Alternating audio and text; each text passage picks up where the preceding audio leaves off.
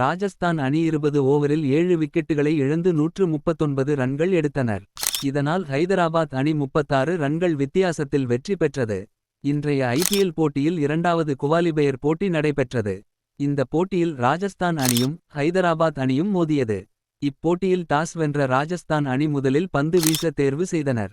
இந்த போட்டி சென்னை சேப்பாக் மைதானத்தில் நடைபெற்றது. அதன்படி முதலில் களம் இறங்கிய ஹைதராபாத் அணி 20 ஓவரில் 9 விக்கெட்டுகளை இழந்து 175 ரன்கள் மட்டுமே எடுத்தனர். இதில் அதிகபட்சமாக டிராவிஸ் ஹெட் 34 ரன்களும் ராகுல் திரிபாதி 37 ரன்களும் மத்தியில் களம் இறங்கிய விக்கெட் கீப்பர் கிளாசென் 50 ரன்கள் எடுத்தார்.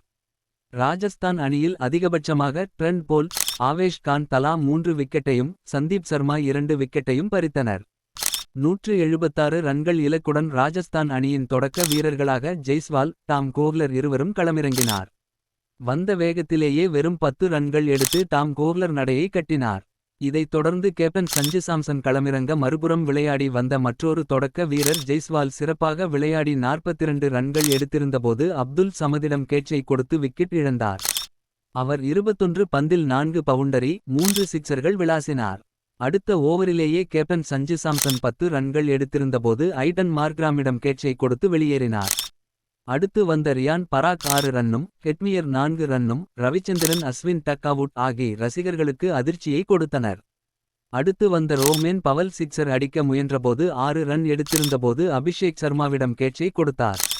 இறுதியாக ராஜஸ்தான் அணி 20 ஓவரில் 7 விக்கெட்டுகளை இழந்து 139 ரன்கள் எடுத்தனர். இதனால் ஹைதராபாத் அணி 36 ரன்கள் வித்தியாசத்தில் வெற்றி பெற்றது.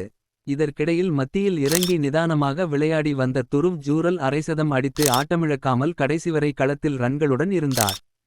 ஹைதராபாத் அணியில் ஷாபாஸ் அகமது 3 விக்கெட்டையும் அபிஷேக் சர்மா 2 விக்கெட்டையும் பாட் கம்மின்ஸ் நடராஜன் தலா 1 விக்கெட்டையும் பறித்தனர்.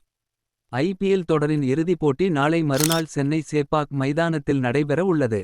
இந்த போட்டியில் கொல்கத்தா அணியும் ஹைதராபாத் அணியும் மோத உள்ளது. இதனால் இறுதிப் போட்டியில் வெற்றி பெற்று யார் கோப்பையை கைப்பற்றுவார்கள் என்று எதிர்பார்ப்பு எழுந்துள்ளது. இன்னும் மேலும் அப்டேட்களை தெரிந்து கொள்ள சப்ஸ்கிரைப் பண்ணுங்க.